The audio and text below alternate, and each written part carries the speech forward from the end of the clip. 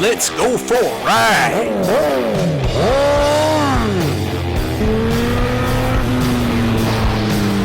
You are watching CycleCruza's all-in-one motorcycle channel. Subscribe today. Hey guys, let's talk motorcycles. This is a direct message that I have for the Japanese motorcycle manufacturers.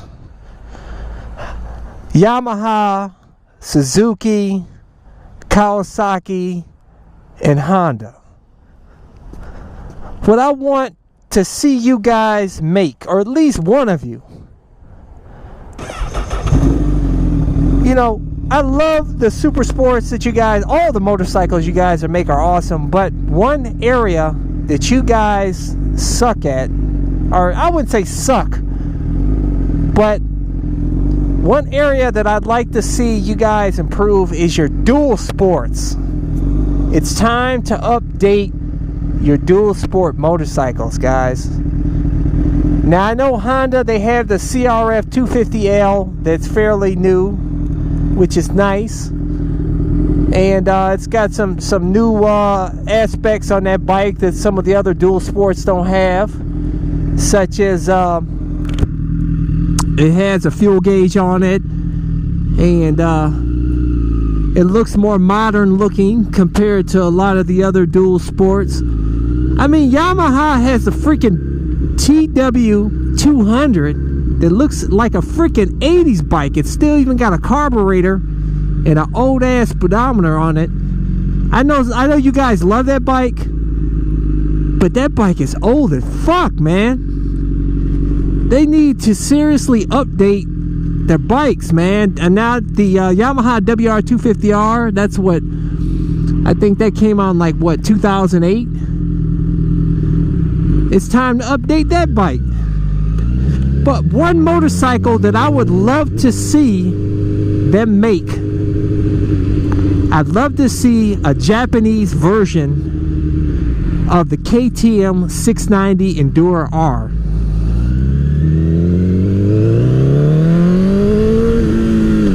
I want to see a dual sport that has awesome power to weight ratio like the KTM 690. It's got the freaking single cylinder maxed out, freaking does 0 to 60 in like freaking like 4 seconds. It's fairly lightweight. What does the bike weigh? Like I think the bike weighs like, what, 320?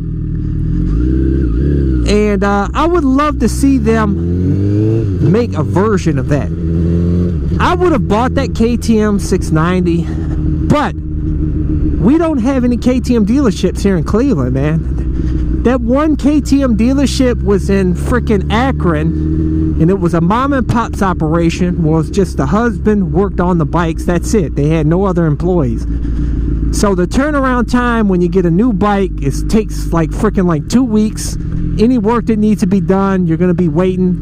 Now, I'm sure that guy does awesome work. His wife is nice. They have a nice operation. I'm not talking shit about their dealership. But we should have more choices around out here in Cleveland. At least give us one dealership in Cleveland. KTM dealership. You know, and then I'd be willing to maybe try one of their bikes. If we had the one KTM dealership, another one here in Cleveland, I would have bought that KTM 690, man. Everybody says the bike is awesome. You know, although for really what I wanted it for, what I bought the dual sport for was for the trails. And the 250 is more than enough, at least for me, at my level on the trails. But I also ride on the street too, and I have, you know, I consider that also my urban assault vehicle. As you guys know, I like to do some hooligan shit. Fuck! Yeah! Yeah! Fuck!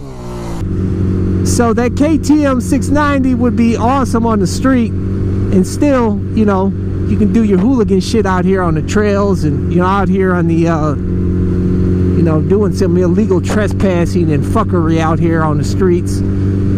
But I like the WR250R, but if Japan, one of the Japanese manufacturers, made a bike that was equivalent to the KTM 690, I'd buy that bastard tomorrow. I'll tell you, man. And I'm sure a lot of you guys would too. But the truth is, like I said, the Japanese dual sports are fucking outdated, man. Oh, you know, they update their dirt bikes, but their dual sports are just, they don't give a shit about their dual sports, I guess. And and from what I heard, the dual sports segment is increasing. There's a lot of people buying these bikes. I mean, I love the dual sport. I think it's freaking awesome to be able to, you know, hit the streets and then just ride off into the trails. It's just fucking awesome. I mean, you're getting two bikes in one. And to have a fast, lightweight bike like the KTM 690 in a Japanese version would just be awesome, because I really, to be honest with you, I really don't trust KTM's reliability, although some people swear by it, but a lot of people had told me they've had problems with their KTM. I mean, talking about like right out of the box. But like that guy said at the KTM dealership in Akron, that a lot of them are not setting the bike up right, you know. As where that guy, he said he takes like 8 hours to set a bike up, and that way he doesn't have any problems. But so that's my plea to Suzuki, Yamaha, Kawasaki, Honda: make us a lightweight, powerful dual sport, and put a decent sized fuel tank on it too, at least 4 gallons, and put a fuel gauge on that bitch too. I don't understand why such a simple task such as a fuel gauge is so hard to, like, why they don't do that. I just don't understand it. You know, if they could put a freaking, we got a fuel consumption computer here on this CBR 1000 RR that tells me exactly how much gas I have left, even better than the fuel gauge that I had on my CBR 600 RR. They could put it on all the bikes. Put a fuel gauge on all the bikes. It's fucking 2015, man. Get rid of the carburetors. You know, all the bikes should have fuel injection. Just, I don't know, man. They don't listen to us customers, though. I guess they just, they need to start, the bike manufacturers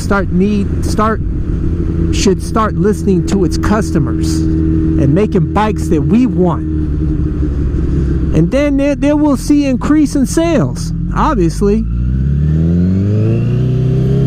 But hey guys, that's all I have for you. Just give my little rant and plea to the Japanese motorcycle manufacturers. But hey guys, that's all I have for you. So until next time. Welcome to CycleCruza's Click to Go links. Just click on the pictures below to go to my recommended videos and my social media sites. Also, don't forget to visit my blog and store at CycleCruza.com. If you have any trouble clicking on these links, they are also provided in the info section of this video. Thank you, and subscribe today. Check out my new channel where I talk about anything and everything, not just motorcycle related. CycleCruza MotoVlog.